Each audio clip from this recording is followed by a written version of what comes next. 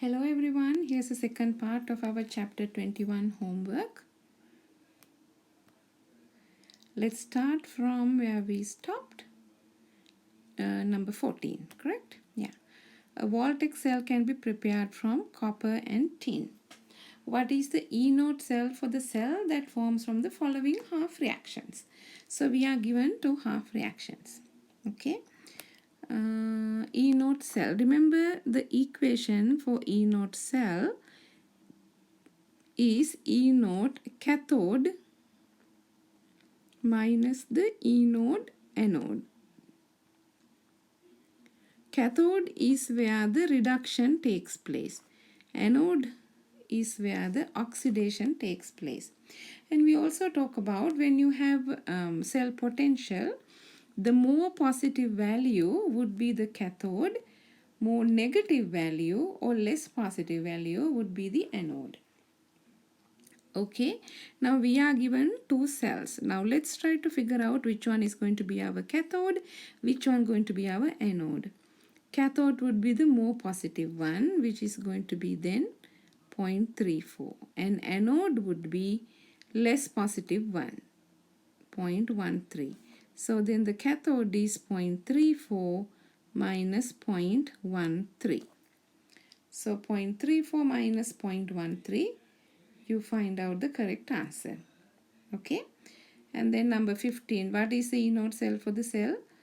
Combination of the following half reactions. Again, we are given two reactions and we can just look at the E-node values.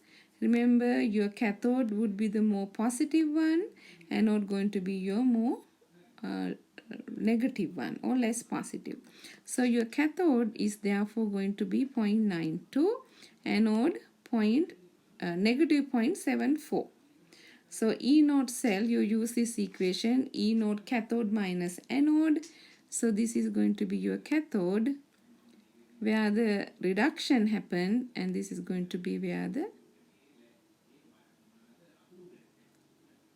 oxidation happens, which is anode. So 0.92 minus 0.92 minus 0.74. That's going to be 0.92 cathode minus 0.74. This will give you the E-node cell. Okay, that's for 15. And for the 16,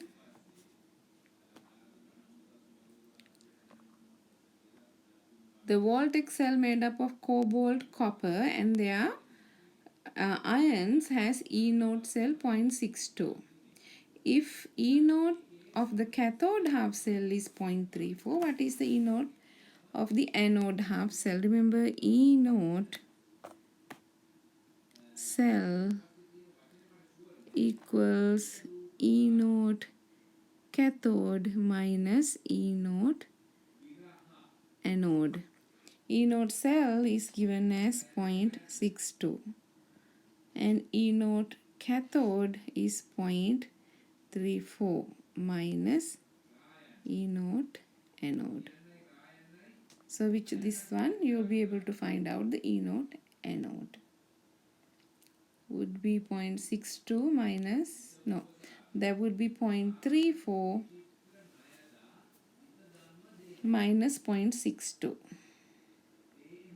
Okay, find out from this equation.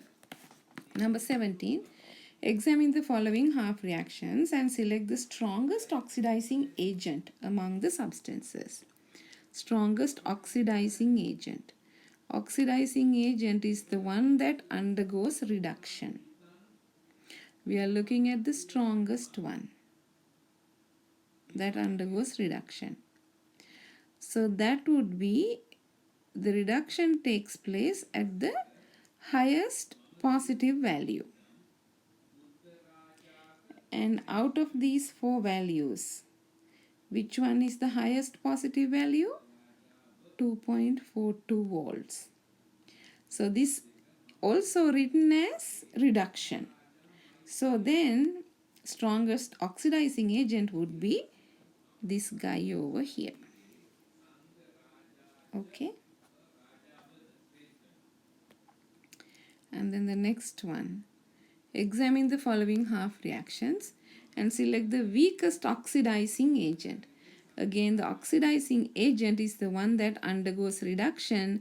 Our reaction is written as a reduction. So then these substances in the left side can be considered as oxidizing agents. So the weakest one would be the most negative one. Strongest oxidizing agent would be more positive one. So then the weak one would be more negative. So which one is the most negative out of these four values? Which one? It's going to be this value, right? So this is written as reduction. So the oxidizing agent is going to be then K plus.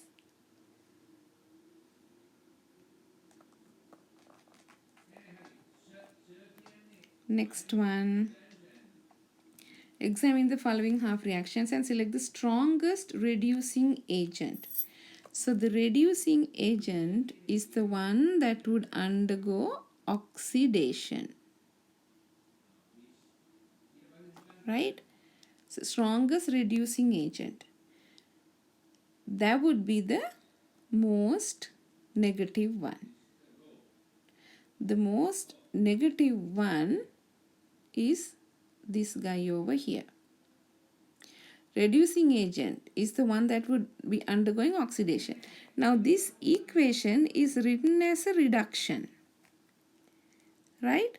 So since it is written as a reduction, since we are looking at which one is the reducing agent, we have to reverse this equation. Calcium 2 plus 2E minus.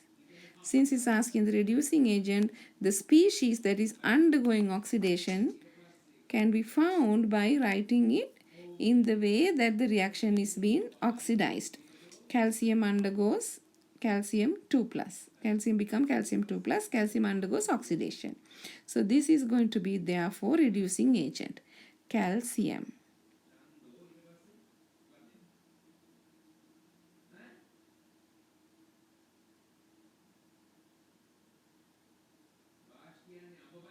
Bromide, platinum.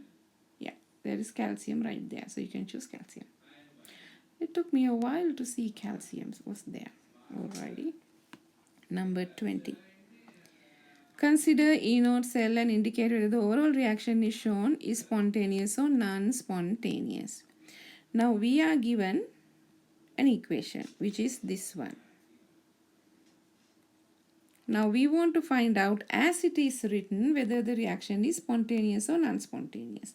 And we are given these values. First thing what we need to look at is, we're not going to look at these values and figure out which one is the cathode and the anode. What you need to do is you look at the overall reaction and then see based on the reaction which one is the anode, which one is the cathode. Okay. Sometimes you will have non-spontaneous reactions. Even though if you work out these two, you would get a spontaneous reaction. But the way the reaction is written, it could be non-spontaneous. Now here this one, chromium going chromium 3 plus. Right? It is oxidation. Chromium going chromium 3 plus is oxidation with 3 electrons. And for the chromium, therefore, according to this equation, chromium is your anode, oxidation. So for that value is negative 0.74.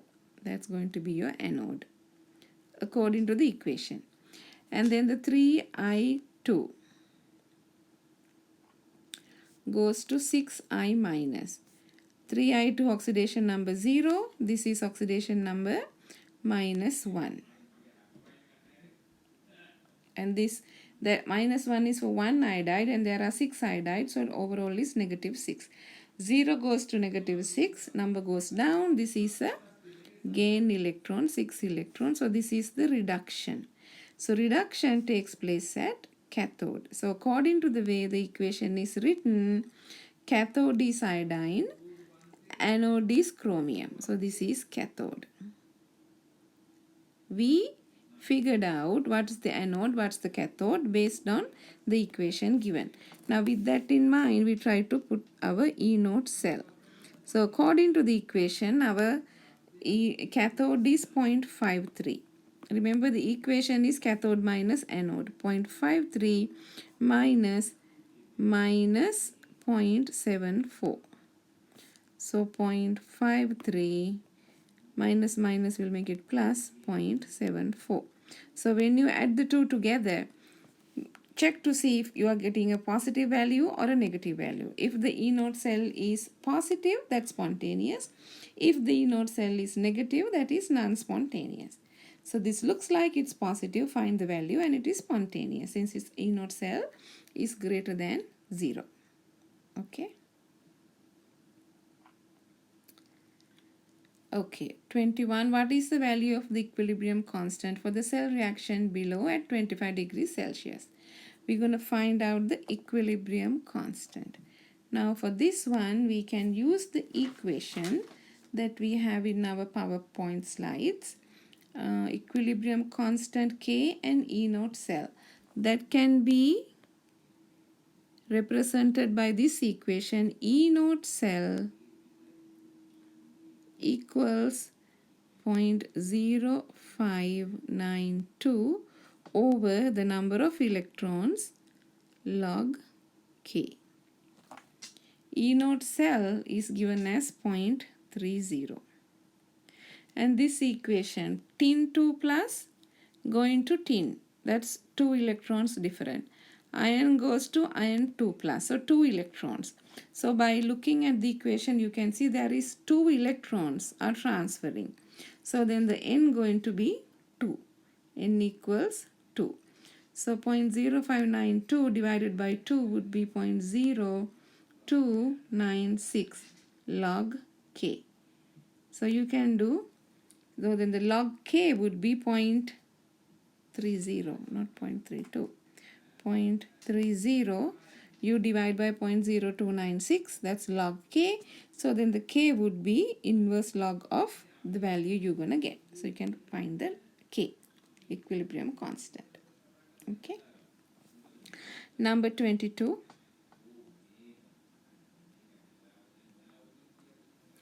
Consider the non-aqueous cell reaction, sodium liquid, iron chloride, sodium chloride, iron, for which E-note cell is given, and we want to find out the delta G note for this reaction. Now we can relate E-note cell to delta G note using this equation.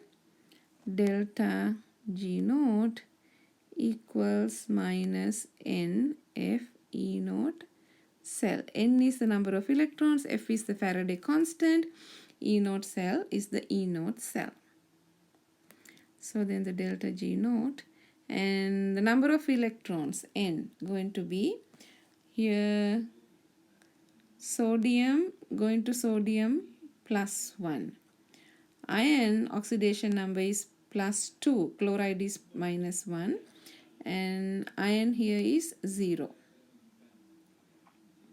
Okay, so sodium going from sodium 0 to Na plus 1 in sodium chloride. Iron would be Fe2 plus in FeCl2. Remember the chloride is negative 1, negative 1 times 2 is negative 2, so iron is plus 2. Iron goes from Fe plus 2 to Fe0.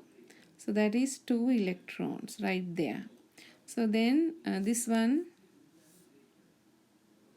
is 2 electron, that is the reduction. Sorry about that. And this is the oxidation. Sodium goes to plus 1 by losing 1 electron. To balance this, you have to multiply this by 2. 2 times 1 electron, 2. So in this process, 2 electrons transfers. Right? So therefore, N going to be 2, number of electrons. And the Faraday constant is given in our lecture notes. 9 points. We did some similar questions like this in the lecture video. Please make sure that you refer to those as well to understand how to perform these calculations. 10 to the 4 is the Faraday constant and the E-note cell 2.35. So you multiply these numbers, and remember that is negative, and you will get a value in joules based on the Faraday constant. It has joules, and then you can convert to kilojoules. 1000 joules equals 1 kilojoule. The answer you're going to get, divide by 1000, so you can find out the answer for delta G in kilojoules. That's number 22. Number 23. Calculate delta G naught for the reaction of ions with 1 mole of permanganate ions. We are given two equations.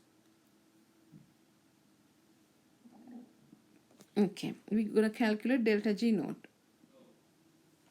And number 23 also we can use the same equation like in number 22. We can use this equation delta G naught equals negative NFE naught cell. But the E naught we need to figure out from these two. Okay, so this one, since E naught cell is not given, we have to look up what would be the cathode, what would be the anode, right? So the more positive value going to be your cathode, and then the more less positive value going to be your anode. So then the E naught cell going to be cathode minus anode 1.51 minus 0.77. That would be 0.74. So delta G naught going to be N, number of electrons. N going to be number of electrons. Now this is the balanced one equation, this is the other one. So the second one need to multiply by 5. 5 electrons. That would cancel the electrons in the both sides, right? So then the number of electrons, N going to be 5 times Faraday constant would be 9. So this is negative, right? And negative NFE 9.65 into 10 to the 4 times 0.74. Faraday constant units has joule, and the answer is given in kilojoules. Once you get the answer, divide it by 1000 to get to the kilojoules. It's asking for 1 mole of permanganate ion. So that would be 1 mole of permanganate ion. You will get the answer delta G naught in joules. Make sure you divide by 1000 to get to the correct answer. That's for number 23. And it would be negative, right? Okay. Number 24. The value of the equilibrium constant for the reaction of nickel 2 ions with cadmium metal is 1.17 into 10 to the 5. Calculate delta G naught for the reaction at 25 degrees Celsius. K given, we need to calculate delta G naught. So for that we can use this equation. Remember, all of these equations are discussed in our lecture videos. Please refer to those. That's the last one that we did. So delta G naught equals minus RT ln K. We are given K. R is the gas constant, T is the temperature, 25 degrees convert into Kelvin. So then the delta G naught would be negative, and your R going to be 8.314. You look at the proper units, joules per moles per Kelvin, and then the temperature going to be, so this is going to be joules per moles per Kelvin, temperature 25 converted to Kelvin, and ln K, ln 1.17 into 10 to the 5. And joules convert to kilojoules because your answer is given in kilojoules. Okay, you can do that, do the calculation like that. And then the number 25. calculate E naught cell for the reaction of nickel ion with cadmium. K is given. Now, earlier we calculated delta G naught. Now it's asking E naught cell. So you can use this equation. E naught cell equals 0.0592 over N log K. And for this one also, going from nickel 2 plus to nickel, cadmium to cadmium 2 plus. So that tells us the 2 electrons are the number of electrons that involve in this redox reaction. Divide by 2 log 1.17 into 10 to the 5. This will give you E naught cell. Okay. Those are all the questions for chapter 21, 9th homework. Okay then. Bye for now.